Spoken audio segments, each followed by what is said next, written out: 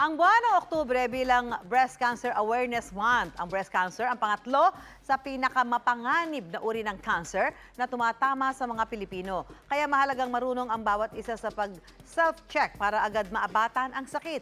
Para pag-usapan yan, makakasama natin si Romy Marcaida, isang senior mobile nurse at dating program director ng Philippine Cancer Society. Magandang gabi po sa inyo, Sir Romy. Magandang gabi po, Ma'am Susan. Ganda po ito. Sir Romy, unang tanong po, sino ho ba yung mga posibleng magkaroon ng breast cancer? Na, siyempre, pwede din na lalaki, di ba? Pwede, pero kalimitan, Ma'am Susan, ay mga babae. Okay. No, at kakaunti lang ang lalaki. No? At wala po itong pinipili. Mayaman, mahirap. Pati edad? Edad, karamihan yung medyo papatanda. Okay. Nabol nito. No? Oo. At So, walang pinipili po wala ito po siyang na pinipili. kung mayaman, mahirap, lahat pwede magkaroon. lahat pwede po. Oo.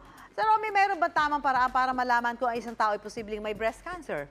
Opo, meron tayong mga examination. Examination, Meron oo. tayong mga screening, exam, papatingin ka sa doktor, at merong check-up, may biopsy, para malaman talaga kung cancer ito o hindi. Pag anong edad ba yung sinasabing dapat merong mga breast ultrasound, mammogram? Anong edad ba yung Sir Romy dapat? Yung ultrasound po, mga 30 to 40, pwede ka nang mag-ultrasound, lalo na kung may lahi ka ng breast cancer. okay. Ang mammogram naman, 40 pataas po. Pwede rin nagpapamammogram na. Sir Romy, mayroon tinatawag na breast exam kung saan nalalaman ang mga physical na senyales ng posibleng breast cancer. Ito, paano ba yung ginagawa? Pwede ba nang mapakita dito sa ating manikin, sir? Ito, ma'am. May guidelines po kami dyan. Nagsisimula sa letrang T, K, and P. TKMP.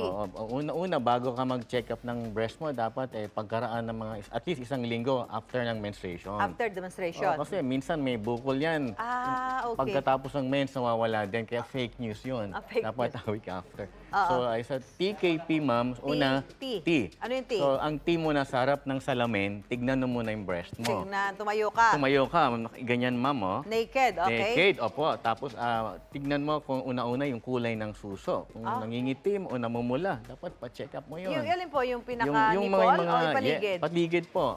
Okay. Titignan mo rin kung may... I-demo ito, pwede dito. Ito ba din natin? O hindi naman to, Meron ano, no? ba yun? Pwede ba to? Okay. So dito, sa paligid. Yes, tapos titignan mo rin kung may lumalabas sa Sa nipple. Sa nipple. Opo, liquido. Pag may lumalabas na liquid, Oo, okay. titignan din So, yan. ipipress mo. Pwede po, ipipinch mo yung nipple. Okay, tapos? Titignan, ma'am, yung utong. No? Di ba Opo. madalas nakatayo siya? Opo. Pero pagka ang utong mo ay parang paloob na. Papasok. Inward, papasok.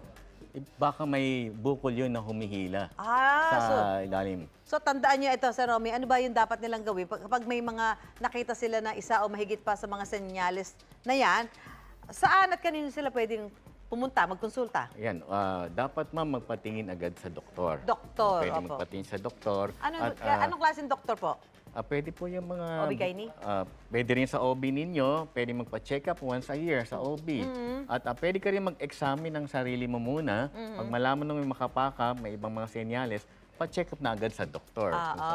Pag meron kayong mga nakitang parang Yes. kakaiba sa inyong Yes, sa ma'am. mga suso, di ba? Anyway, maraming salamat sa Romy sa dibdibang usapan patungkol sa breast cancer. Kaya sa mga kababaihan dyan, physical check-up is the key para makasigurong tayo ay fit and healthy. Mapausaping kalusugan, isyong pantahanan, at kahit kwentong pambata at kalalakihan, hindi ko palalampasin yan, Sir Romy! Kay Susan Susan tayo! tayo.